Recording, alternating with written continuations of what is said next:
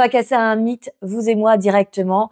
Sûrement, si vous êtes là, c'est que vous avez entendu énormément de conseils pour la prise de parole en public. On vous a dit que lorsque vous faites une conférence, lorsque vous faites un meeting, lorsque vous faites un entretien, voilà ce qu'il faut faire pendant votre prise de parole en public.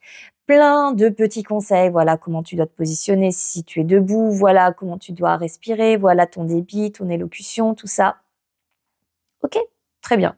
Et ben moi, je vais vous inviter à prendre tout ça et à le mettre à la poubelle, tout simplement. Pourquoi je vous dis ça? Parce qu'en fait, alors oui, ok, très bien, il existe des vrais conseils lorsque vous faites une prise de parole en public.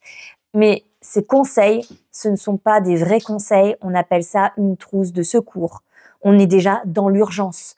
Donc, c'est déjà trop tard. Quand vous êtes sur scène, il est trop tard pour pouvoir réaliser une bonne prise de parole en public. C'est pas au moment même que vous devez réaliser comment vous devez faire les choses. C'est impossible. Donc, mettez-vous en tête que la prise de parole en public, si vous devez la travailler, c'est pas pendant, c'est avant. C'est la préparation qui est la phase la plus importante dans la prise de parole en public. Donc, si vous avez conscience de ça, que tout se fait dans la préparation, vous avez tout gagné. Pourquoi tout se passe quasiment durant la préparation? Alors, par exemple, peu importe votre parcours, peu importe si vous avez pris des cours de théâtre, peu importe si vous avez l'habitude de faire des conférences, ça m'intéresse pas.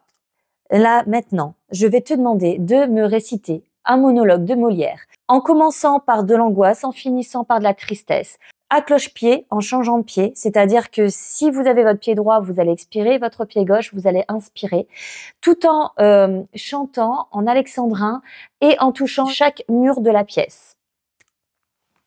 Tu le fais ou pas? Non. C'est impossible.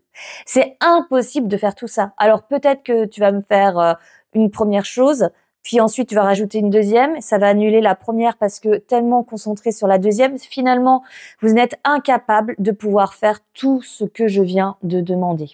Ok? C'est totalement normal. En fait, c'est exactement ce qui se passe quand vous faites la prise de parole en public. Vous vous demandez tellement de choses. Vous devez faire quoi lors de la prise de parole en public? Vous devez réciter votre texte, faire passer un message, être un peu drôle, d'accord, pour pas que le public s'endort. Vous devez à la fois avoir le bon timing, avoir la bonne articulation, avoir le bon rythme. Si vous êtes debout, vous devez manager votre espace. Vous devez aussi manager votre langage corporel, votre stress, votre émotion, votre espace, votre micro si vous avez de la technique. Bref, vous voyez tout ce que vous devez faire. Vous voyez tout ce que vous devez faire en même temps. C'est impossible.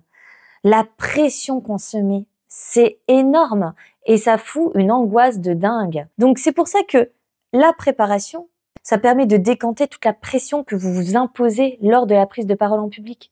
Et c'est normal que vous ayez peur quand vous voyez que vous devez faire tout ça. C'est pas possible. Quand on définit mal qu'est-ce qu'une prise de parole en public, c'est alors qu'on va se créer des histoires et souvent quand on invente des histoires et qu'on s'imagine des choses, c'est pas forcément joli et ça nous fout une angoisse, une peur immense et bah voilà. Voilà où nous en sommes, on stresse, on n'arrive pas à dormir, on ne sait pas comment on fait, on a l'impression que c'est impossible. Mais sachez que c'est possible et tout est là, c'est dans la préparation et croyez-moi, vous et moi, on va s'en occuper tout de suite avec cette formation. Si vous êtes là, c'est pour que ça soit efficace. Et si je suis là, c'est pour vous donner des conseils efficaces.